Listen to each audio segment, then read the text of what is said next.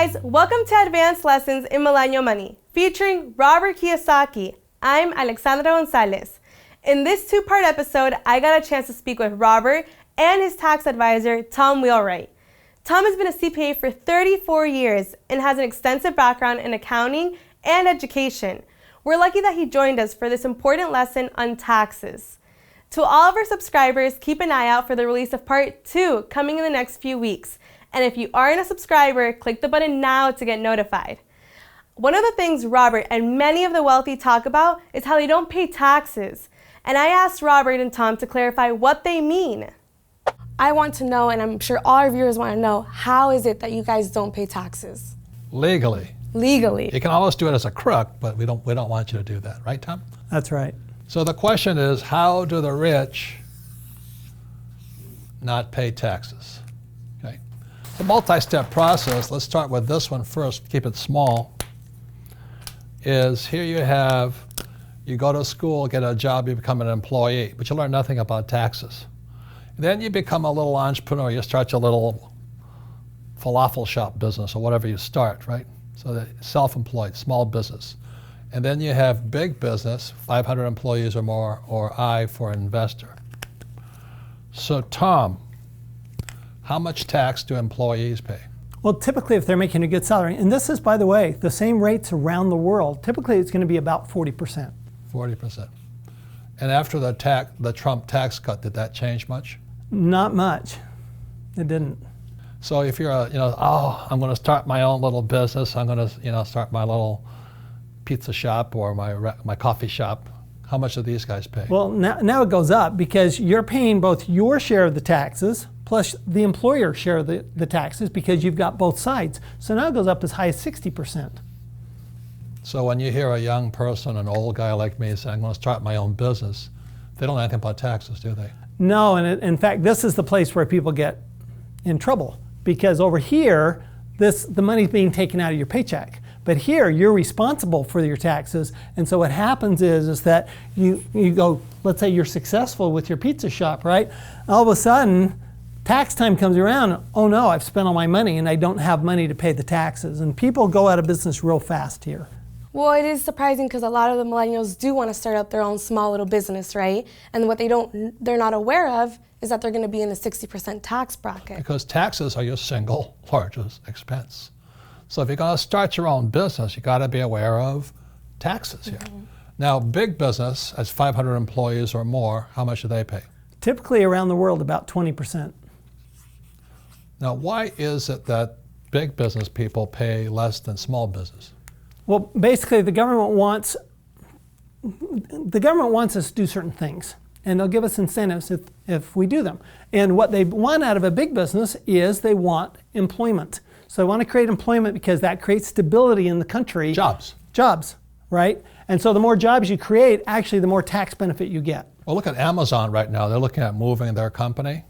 How many tax benefits do you think they're getting? Oh my heavens, they pay very, very little tax. Amazon does, and they pay, you talk about all those different kinds of taxes. Not only do they pay very little income tax, but they're also paying very little sales tax and employment taxes and all those others because they're getting benefits from multiple types of government, the federal government, the state government, the city government. Is that how Elon Musk started his battery factory in Nevada? Well, yeah, I mean, Elon Musk, he gets huge research and development tax benefits, which by the way, that's a tax benefit that is available in most countries more than the US. Right.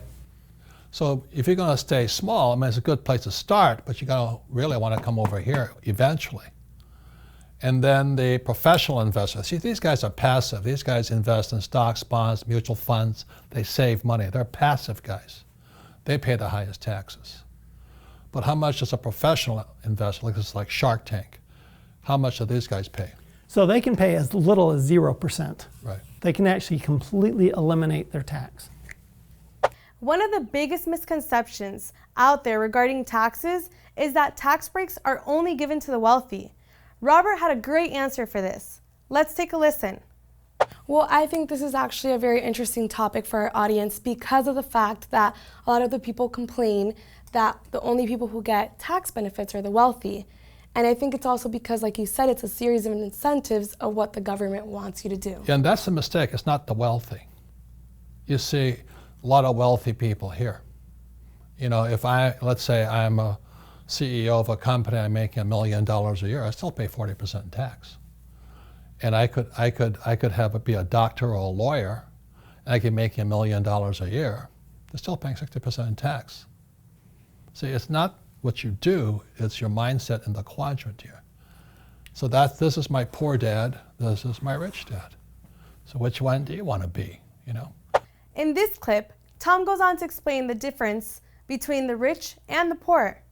It's the difference between the rich and the poor is how do they use taxes to their benefit? If you look over here, you ask about the big business, well, that's employment, right? But investors, why do professional investors get benefits? Well, because the government wants housing, they want commercial projects built, they want energy done, that's an Elon Musk, they right? Want food. They want technology, they want food, agriculture. So all of those things that the government's trying to incentivize people to put their money someplace, they really want them to put it over here. And if you put it over here, these are pretty much consumers.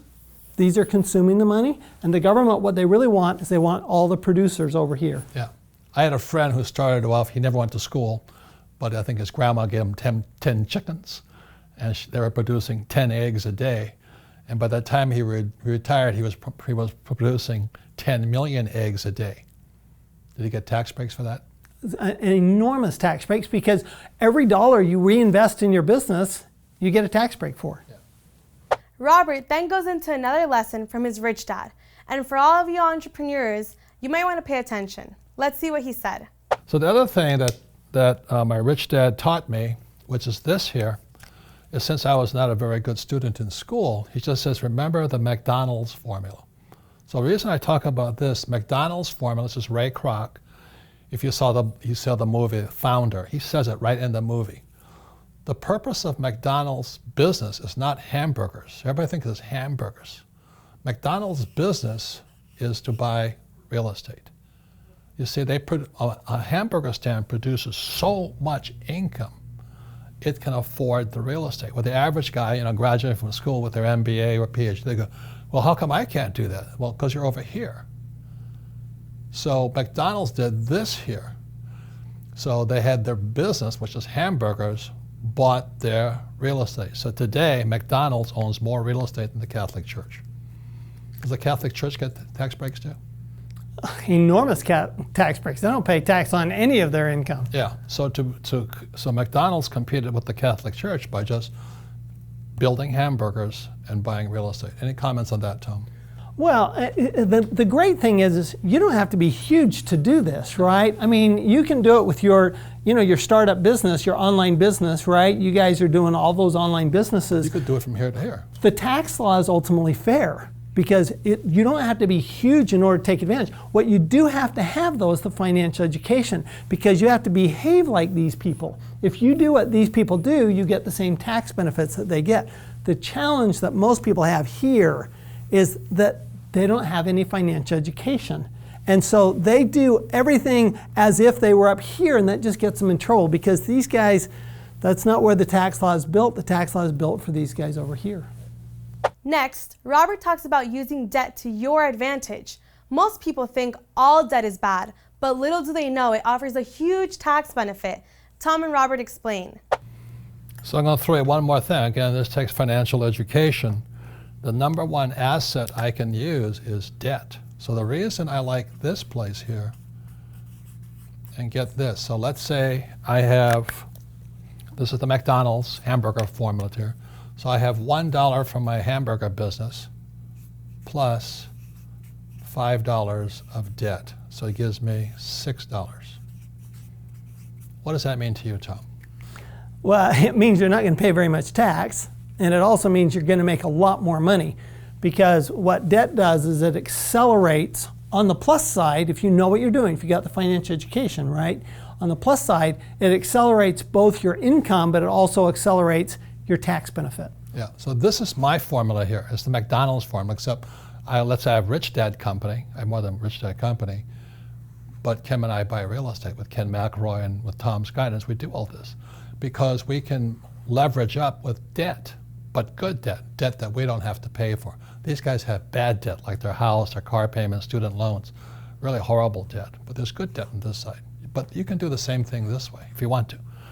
Thank you guys so much for joining us on this video, and I hope you guys loved it just as much as I did. And if you did, give it a thumbs up, comment if you have any questions, and subscribe to our channel.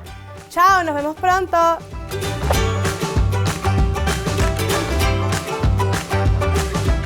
Oh my gosh, I almost fell asleep, but that was a very long clip. Oh my gosh, I'm still awake. That was a really... Thank you guys so much for joining us on this episode. I spit. The most important lesson of all. Whoa!